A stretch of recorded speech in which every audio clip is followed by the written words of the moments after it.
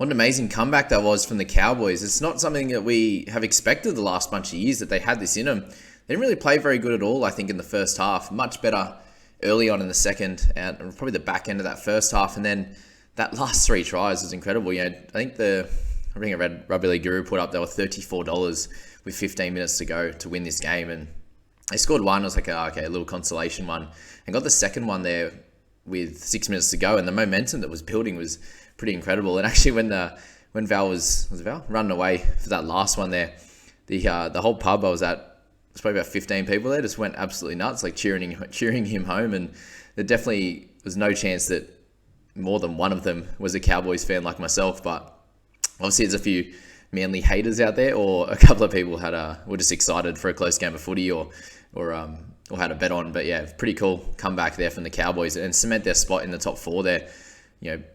With 15 rounds down, pretty exciting that there's a chance that they could be in that top 4. And Eagles, at home too, a really massive win to get that one there, and a couple of nice kicks there from Croker for one, and then the 2 tries that he got were pretty great as well. So overall, a great game of footy, and DCE shows why he's one of the clear top halves in this game. Definitely in number 2 spot, I would be saying, behind Mr. Cleary there. And the 30 tackles for 1 miss as a starter to get 28 points there with the 1 line break try assist, the kick meters, and the running as well. He was spectacular. Lockie Croker as well with the 76. So I said he had a perfect game as well with his 46 tackles. Val Holmes keeps continuing to show why he's becoming such a premier centre in this game with his 66. So congrats to him for the goals and also the couple of tries there. The big obviously runaway try got him a lot of points, but overall really happy for him. And if you're a Ruben Garrick owner, you're really happy with the output that he's providing you. Over 200 metres every game, the try there, the goals, and obviously the tackle breaks, and very limited in the error front. So he was great. Olakuatu as well, if you're looking at owning him. A solid game without getting a lot of run meters, so they were able to maintain him a little bit, which was good, obviously, for the Cowboys. Reece Robson with a sneaky try at the end to help him out. So obviously just a lower tackles game for him in his 80 minutes, which is a little bit strange given, obviously a lot of points in this game, but more that he's much more involved in this on a regular basis. But you still take the 52 in amongst how good he's been going. Drinkwater with the 50 as well. If you own him, there is a decent percentage at 8, a little bit higher than Robson obviously, but a lot more widely owned rather than just centered in that top 5,000. We had Jakey Boy, Cotter and Haas, Taumalolo with 44. So the minutes were great there. The tackles was not. So obviously had a lot more possession than what I would have thought. Like watching the game, you think that they would be tackling a lot, given Manly had a lot of the pill and obviously were ahead in this game. Very much, the Cowboys had the ball in that last 15. Obviously, when that, a good portion of that when Taumalolo was on. His 216 metres for no tackle breaks is a strange one, which he has had those attacking stats. It's very normal for Jace to have this kind of output, about that 40 in base, the odd missed tackle or 2, but he's getting the line breaks, the tackle breaks and offloads there. So for him to get 44, obviously a little bit annoying, but still his break even's really low, so he'll make some cash from here. And if you wanted to wait a week or 2 on him, that 44, you're kind of happy with that, rather than seeing him get another 60 odd. Obviously with Cotter being out is the big worry here, and it's going to help Jason with his minutes. So if you're thinking about that or worrying about that, then don't, because those minutes are going to be there each and every week. Big thing with Cotter now is it looks like it's going to be up to about a month, and he could be, if you owned him and decided to hold him, very unfortunate. I didn't see, I was getting to the pub actually last night to watch the game, and once the game had started, I'd done my draft stars team as well, and Cotter was in it. And to find out that he named an hour before and did his hammy in the warm-up. If you were one of those guys that still played him, hopefully you had like Cole at number 5 and you got a decent score out of him. Obviously we haven't spoken about him yet, but he's coming up in a sec. Then that's that. Jeremy Nanai with 42, so a try for him, a try assist as well. He had a nice game without being too crazy. Like he did have the 3 errors and the 7 missed tackles, which is, we've come to realise that happens for him. He had 51 tackles for a couple of misses the other day, and then he has 26 and 7. So, up and down for sure. Talangi, another nice game for him. We had 4 in Hiku. Davey, all with solid scores. If you still own Davey, he's been getting nice minutes and decent scores for sure. We get on to Kohler now. So 36 for him. The 6 tackle breaks, 17 tackles. Really happy with his output at centre in terms of his defence. Been really, really happy with that. And just would like him to get over 100 metres because he has that, the blistering pace, obviously the good footwork.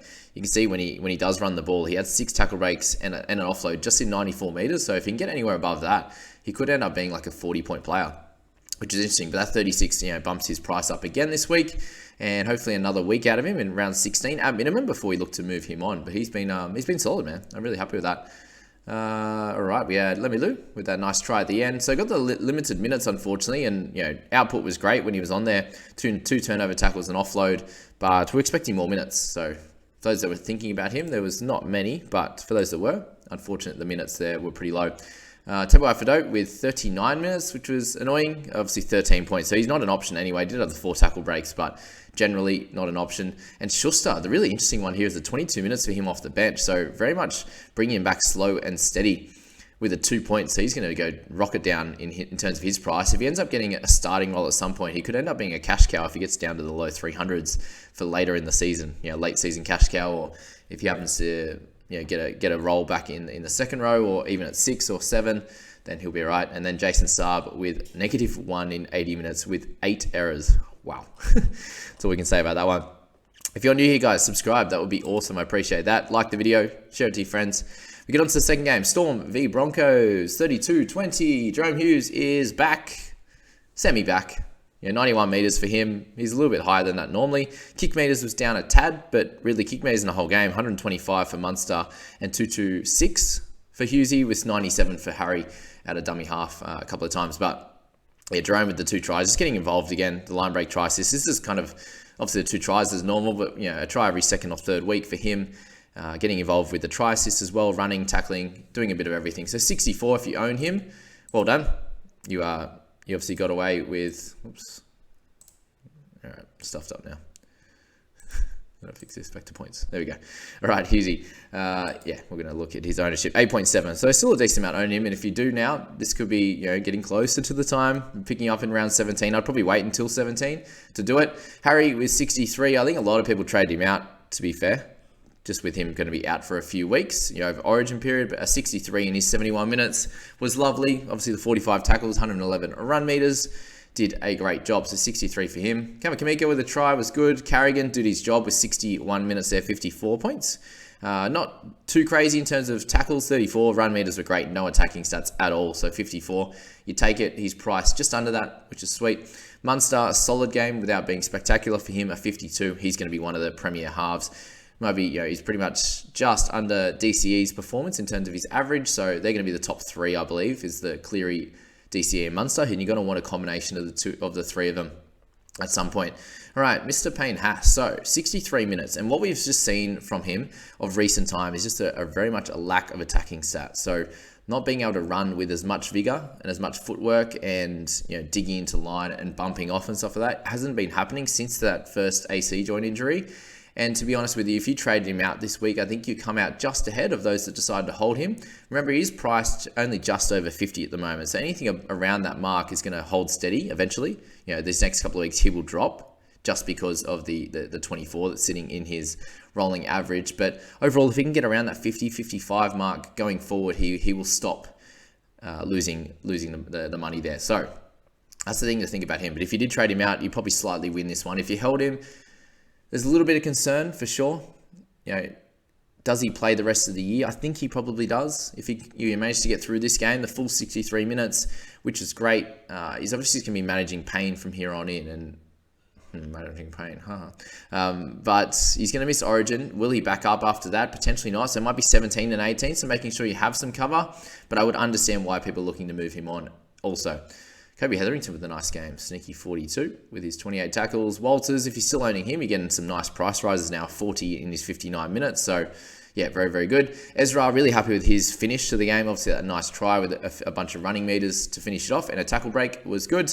But we kind of expected a lower game for him. Didn't expect him to be like 8 at halftime or whatever it was. But definitely happy with the finishing touch. And if you played him, he's pretty much happy with that. That's 38 for sure. We're moving down. So you got Joshy King. Actually finally got moved to the bench. So minutes were lower. PPM was a little bit better. It's almost time to move him on, guys. If you've held this long, then you're waiting all the way to around 18 and hopefully getting a 30 odd or 40 and go from there. Colbo wasn't his best game. Still got a line break and a try. But overall, the run meters were down 58. could have played a bit better, especially for his price point now. He's at 613k for a guy who's a 36 average. Shows how poorly he was scoring at the start of the year and how good, how important these runs are. If he starts to get a couple of 30s, he's going to drop some cash pretty quick. So be aware of that if you do own him, that could happen. Mr. Brandon Smith, so started in 13, played the 32 minutes. It's really weird why he's playing such low minutes, but definitely much better output this time. If you're owning him at 404, you're still not going to be making money for a good while until he starts playing the big minutes there. Mr. Turpin with 33 minutes in his return, so just be aware that Walters might lose a couple over this next few weeks. And if you were thinking about picking up Mr.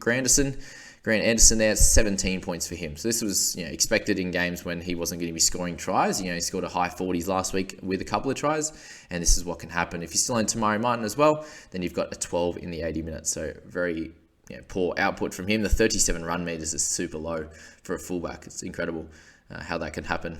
How does that even happen, guys?